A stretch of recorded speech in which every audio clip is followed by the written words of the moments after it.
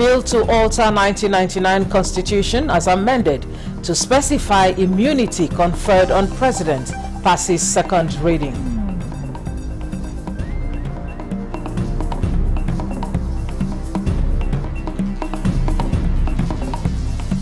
Nigeria Customs Service declares Kebbi State a no-go area for smugglers and other illegal traders.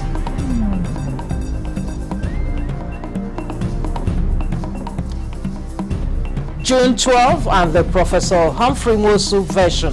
Former NTA Director General Tony Iradia. Others give account.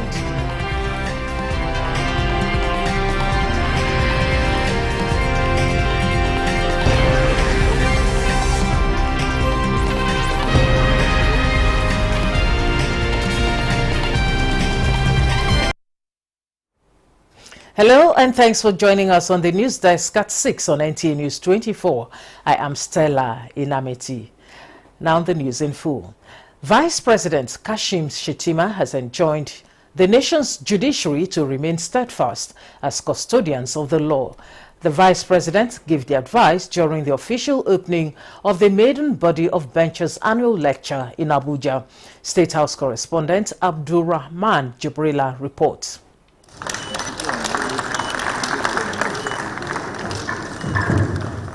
This is the Body of Benches maiden annual lecture, featuring the public presentation of the report of the Legal Practitioners Disciplinary Committee, and was unveiled by Nigeria's Vice President Kashim Shettima. The body was constantly availing itself of the opportunity of introspection by a platform for intellectual through practical reflection of the dynamics of changes in the world. We embrace rapid technological advancement, particularly in artificial intelligence, global commerce, and digital governance. Your role as custodians of justice must evolve to meet the demands of the modern era. Today, more than ever, there is an urgent need to recommit ourselves to the fundamental values of ethics, discipline, and professional responsibility. It is instructive to note that the Body of Benches, as the apex institution of the legal profession in Nigeria, is uniquely positioned to lead the charge in this regard.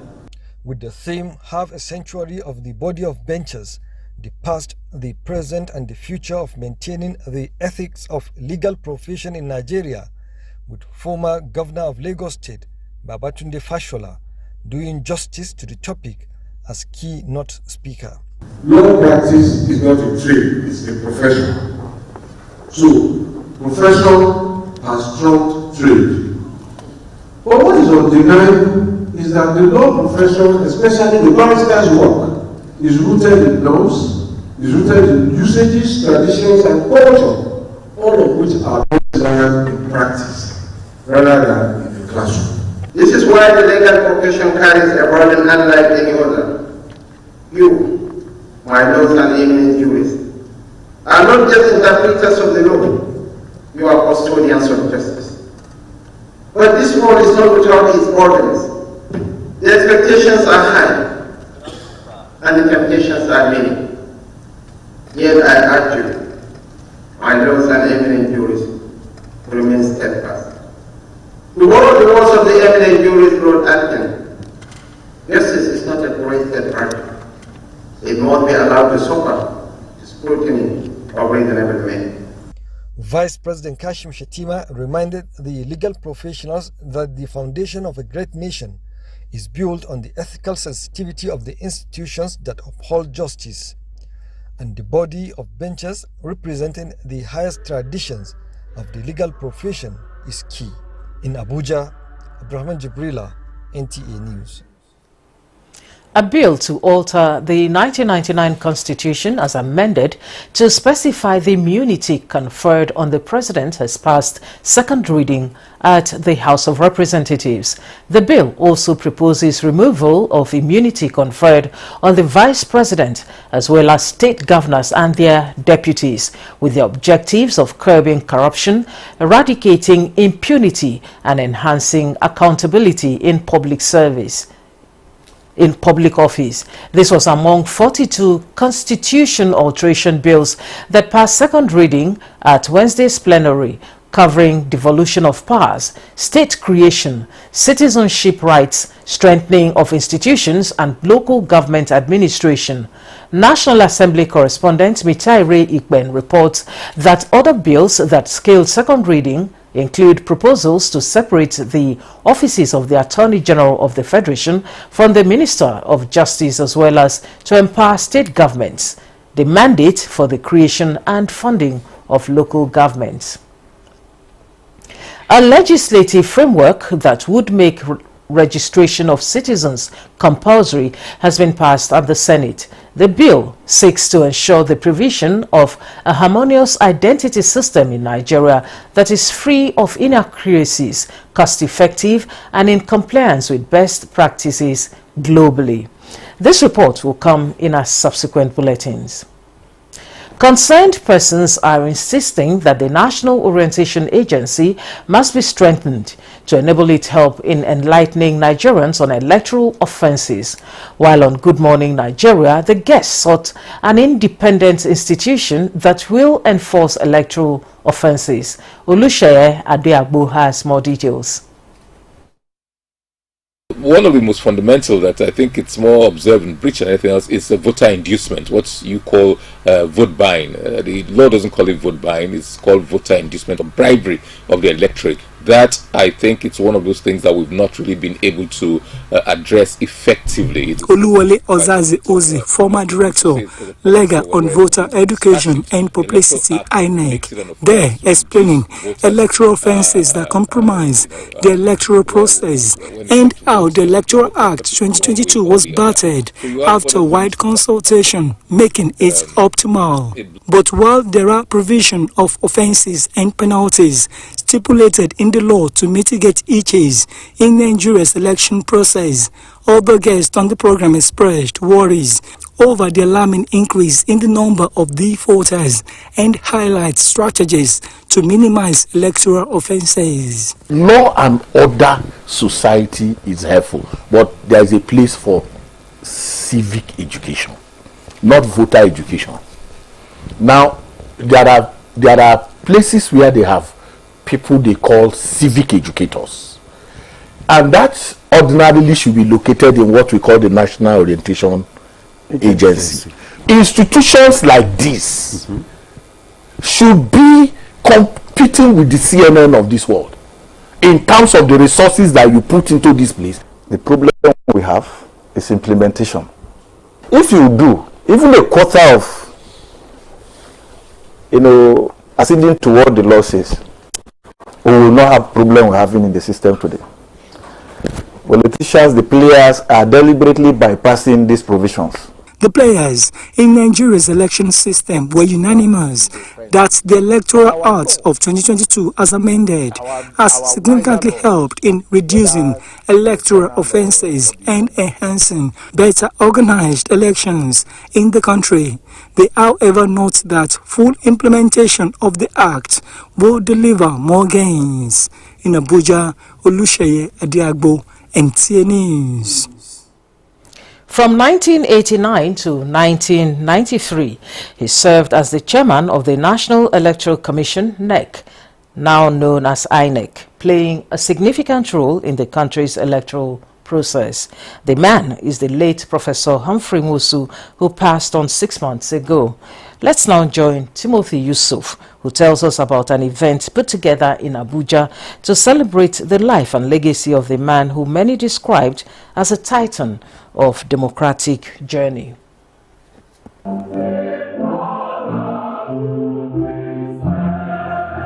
Late Professor Humphrey Nwosu, the architect of the famous option A4, standing behind the candidate of your choice. Many will still remember, which was used in conducting the June 12, 1993 presidential election, adjudged as the freest and fairest in the Nigeria's political history. This gathering in Abuja is primarily to honor Professor Humphrey Nwosu in a lecture series entitled Building Democracy, Shaping Nations. Professor Humphrey Nwosu did his job with the seriousness that it deserved, with the focus, with the passion, and at his heart, very clearly, with the interest of the nation at heart. He gave us excellent leadership in producing ideas that work, ideas that were real, ideas that will lead us to somewhere. And so in MAMSA, we were always excited to really now propagate to the Nigerian people this transition to democracy. INEC representative believed that the late Professor Humphrey Nwosu built a lasting legacy, influencing on Nigeria's electoral institution. I am proud to say that one of the beacon of lights, this special breed of Nigerians, is our own Professor Humphrey. The man and the essence of Professor Nwosu must be appreciated. And I'm confident that the federal government is taking conscious note. Former Director General of the NTA, Professor Tony Radia, who joined via Zoom, and a host of family members and friends, described Professor Nwosu as a communicator and bridge builder in complex times. Let's leave here with a renewed energy and vigor for a better Nigeria, and a Nigeria we all like. The late Professor Humphrey Nwosu was born in 1941 and passed on in 2024. He is survived by his aged wife, Lady Stella, 4 children and grandchildren. Timothy Yusuf, NTA News.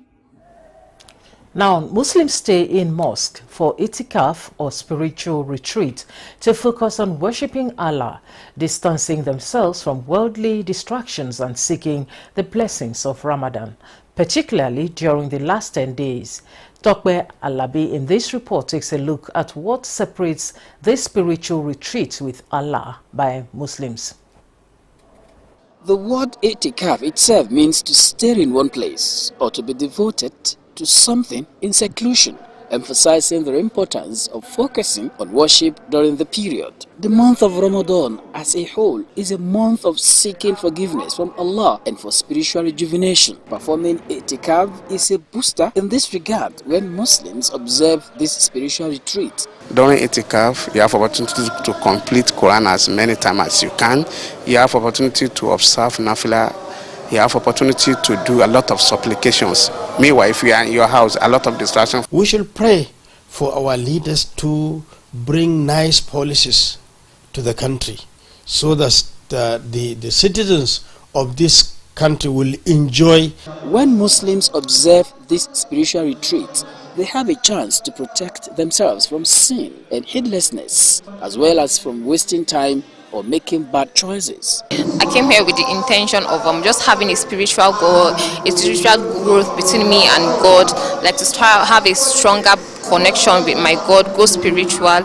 Every blessed day, we must finish Soka 1 Quran. Which on your own personally you cannot do it. You understand? It's a joint something. We pray together. Part of the purpose of itikaf is to shun worldly matters and devote as much time as possible to worship. The last 10 days of Ramadan are believed to hold Laylatul Qadr, the night of decree, where the fate for the coming year is decided, making it a highly sought after time for worship and supplication. We are specifically supposed to now add to our prayers, to our reading of the Holy Quran, we will have to do a lot of charity now. As Ramadan is gradually coming to an end, Muslim faithful are putting finishing touches to their activities to ensure that their spiritual rejuvenation is assured. In Abuja, Tokwe Alabi, NTA News. You're watching the news at 6 on NTA News 24. We'll take a break now. When we return, more reports. Celebrate Ramadan with Bafi and enjoy up to 40% off on selected products from living room, dining room, bedroom, and royal sets. Pay less, save more, and refresh your home for iftar gatherings and cherished moments with family and friends. Visit our showrooms in Abuja, Lagos, Kano, and Enugu, or shop online to enjoy our exclusive Ramadan sale. Let's make this Ramadan unforgettable.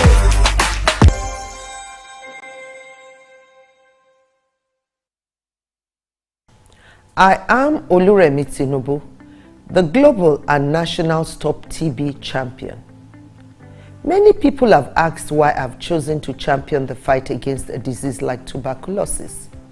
My reason stems from a deep personal experience. I once had a friend who unfortunately fell ill and concealed the nature of his sickness until it was too late.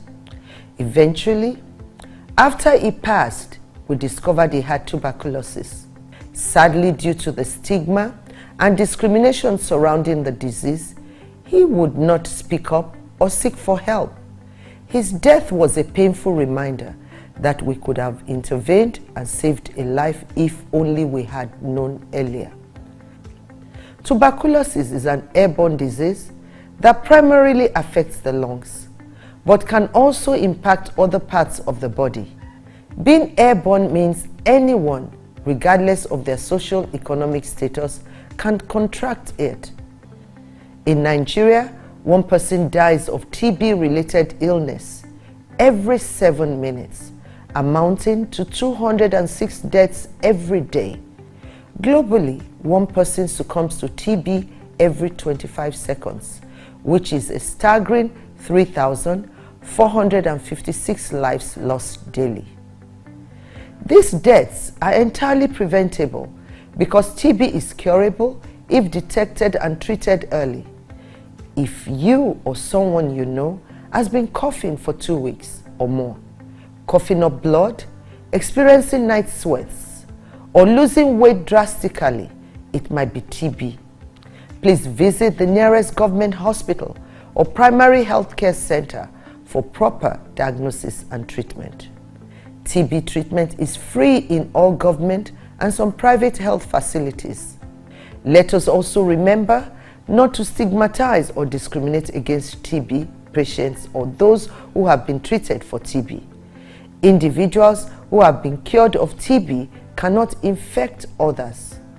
I call on all stakeholders, especially the private sector, to join us in the fight to end TB in Nigeria.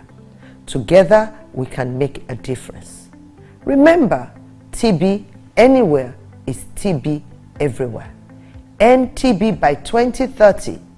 Yes, we can.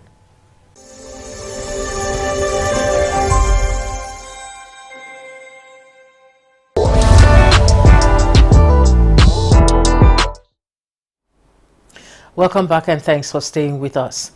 In a heartwarming display of unity, Al-Habibiyah Islamic Society, a non-profit organization promoting Islamic education and good governance, hosted the U.S. Ambassador to Nigeria, Richard Mills Jr., for an iftar dinner in Abuja. Correspondent Ibrahim Dan Hamidu reports on this significant event, highlighting over 20 years of interfaith collaboration between Nigeria and the U.S. As Ramadan brought Muslims together, Al-Habibiyah Islamic Society opened its doors to foster unity and compassion. The American ambassador to Nigeria, Richard Mills Jr., and his wife joined the society's daily iftar meal. Till the end of Ramadan, Al-Habibiyah shares iftar meals with 2,500 people daily, promoting a spirit of community and togetherness. Breaking their fast together, the ambassador praised Al-Habibiyah's efforts in promoting Islamic education, good governance, and social welfare. Regardless of the religion that we practice, whether that's a traditional Nigerian faith, whether that's Christianity, we share a commitment to generosity. This gesture reinforced values of tolerance, empathy, and cooperation between Nigeria and the United States. Then the great thing is identification with the poor, especially the needy. We, the people that are privileged, that are blessed in society, should give something to the needy. This is an important thing. That we work together, if we help ourselves, we can promote peace in the world. The way Americans do it, and he brought it back, and we do it our own way. As the iftar came to a close, the extraordinary gathering will inspire hope and understanding between nations. In Abuja, I'm Ibrahim Hamidu, NTA News. Similarly, the Nigeria Union of Journalists is urging its members to embrace the values of compassion, unity and self-discipline which form part of the lessons taught by the sacred month of Ramadan. Chairman of the FCT Council, Comrade Grace Ike, at an iftar held in Abuja, described Ramadan as a period of deep spiritual reflection and an opportunity to renew one's commitment to service, truth and fairness in journalism. Tokbe Alabi reports. Islam, a joint iftar or breaking the fast during Ramadan, is a communal act of sharing that strengthens unity and promotes interreligious harmony. We receive forgiveness from Allah in the month of Ramadan. We thrive on peace and unity. And this iftar ceremony put together by the Nigerian Union of Journalists, FCT Council, is a classical demonstration of a good faith that embraced all shades of opinion and deepened national consciousness. How can we promote nation building with our reporter? That's the focal point of our gathering here together. So as a journalist, I ensure that in your reportage, whatever you do, whatever story you're telling, is not one that is going to bring the country down. It's one that is going to promote unity. When you are into journalism, make sure you get a genuine information and vet it. Go through the information before you hear it for people. A lot of people have spoken. We have been able to upgrade training, learning, profession. Our take home should be to continue to live together like brothers. Because in whatever we do, we have to put God first, no matter the religion that we belong to.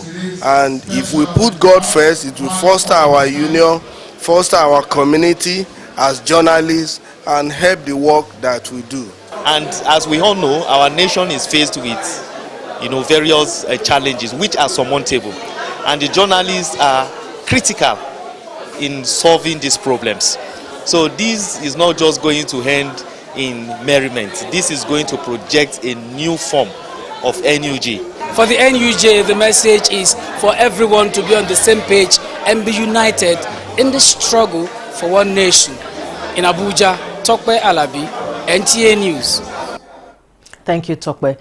In a move to align with contemporary industry standards, the Nigerian Television Authority, NTA, is updating the knowledge and expertise of its news staff, particularly reporters, to operate the video transmission units called TVU themselves when on location.